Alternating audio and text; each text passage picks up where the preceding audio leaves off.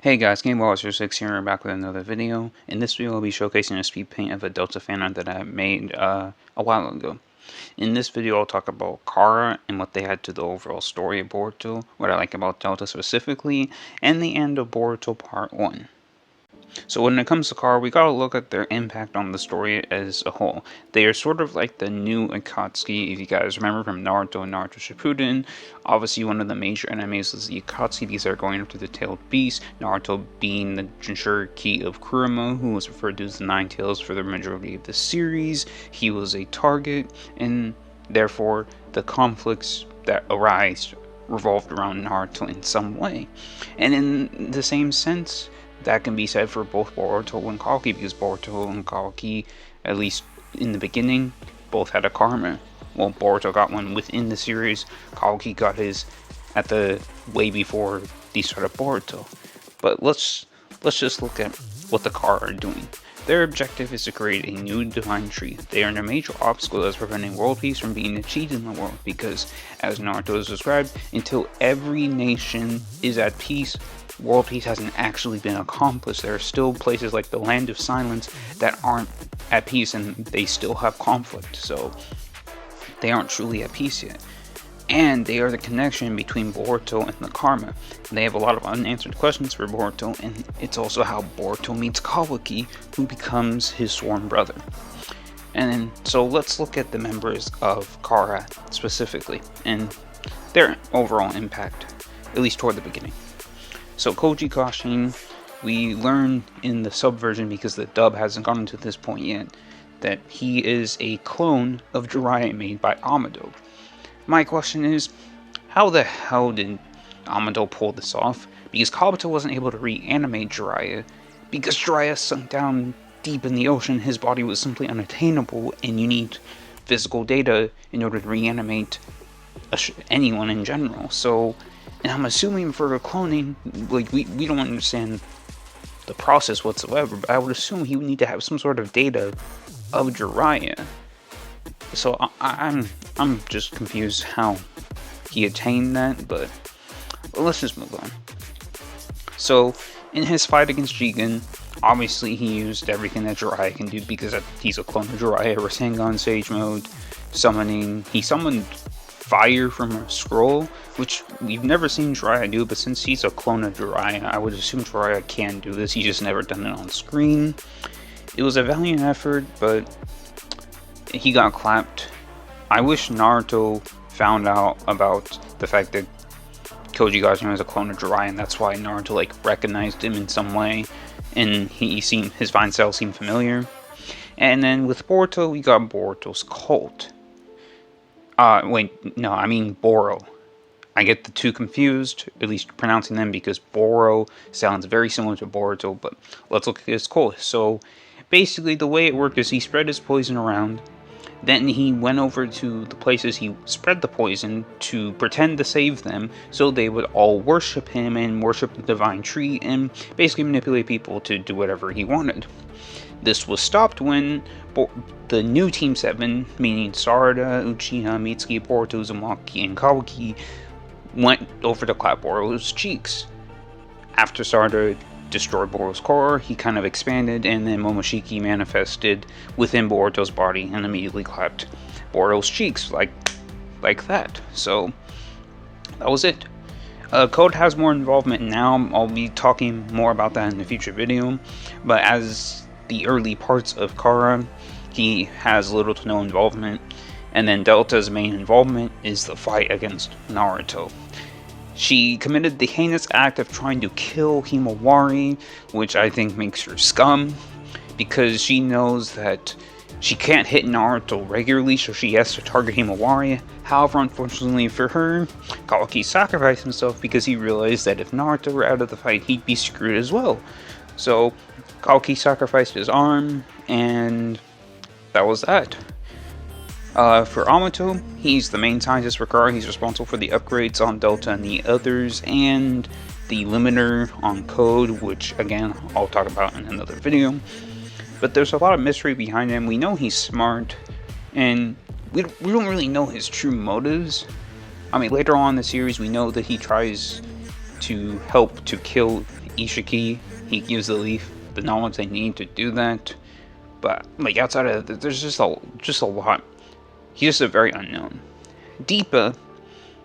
So let's talk about Deepa. He is a major wall for Team 7 to conquer. Because of him, Boruto learned the high compression Rasengan, Sarada increased her kinetic acuity via the Sharingan, and the final fight was a climactic end to symbolize the physical and mental growth of Team 7 as a whole, which leads to a change in how they fight against Kara in the future, and their approach to fighting Kara, as well as just the idea of reaching the final goal of taking out Kara once and for all, being strong shinobi, and just it helped Boruto and Sarada grow as people, and I believe it helped Mitsuki in a sense, even though Mitsuki kind of saved Boruto and Sarada, and he didn't train to beat him because he was injured and Orochimaru had to like fix him up.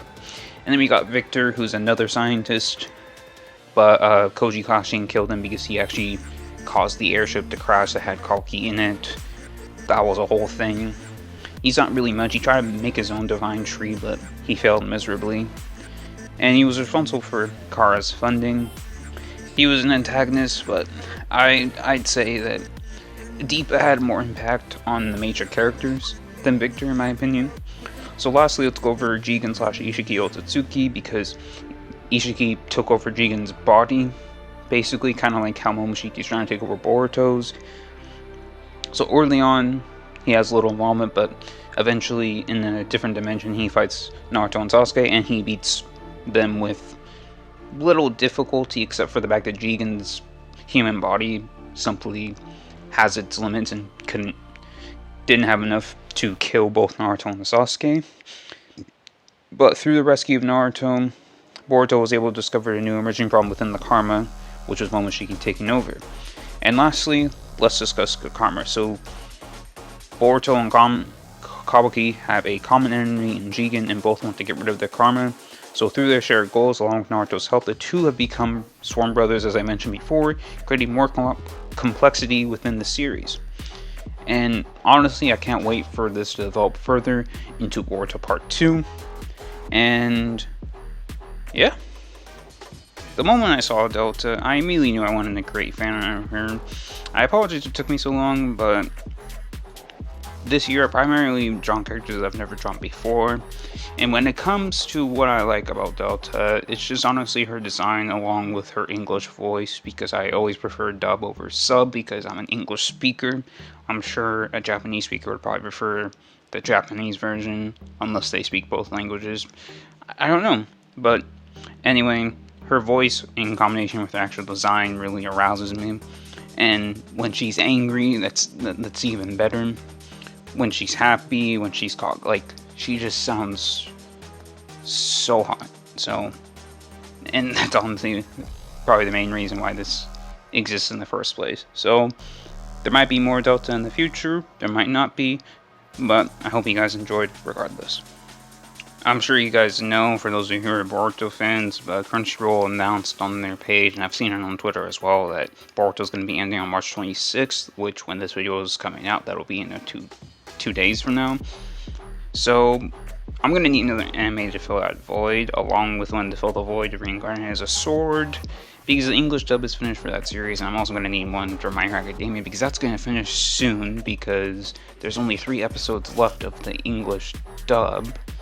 Yeah, because the last episode, yeah, that was 22, so there's 3 episodes left, assuming one's going to come out tomorrow in relation to when this video is coming out. That means there'll be one then, and then there'll be one the next 2 weeks, so 2 more weeks of My Hero Academia. And I'm sure there's going to be a season 7, because even though we're into the final part of the series as a whole, there is no way this is going to be finishing within season 6 itself. So what's happened in the final episodes of Boruto is honestly crazy to think about, and I was going to go in depth in this section, but as I was writing the script for this, I realized that it'd be better if I saved my thoughts for next week's commentary after I've seen that last episode of Boruto Part 1, since it's going to be showing in a couple of days, so I might as well save my thoughts for then. And until then, you guys can comment or message me on those social media and further discuss it. If you guys want to have any discussion with me, Discord, Twitter, even Newgrounds could work. Or you can just comment and I'll likely reply. So with that, that's it.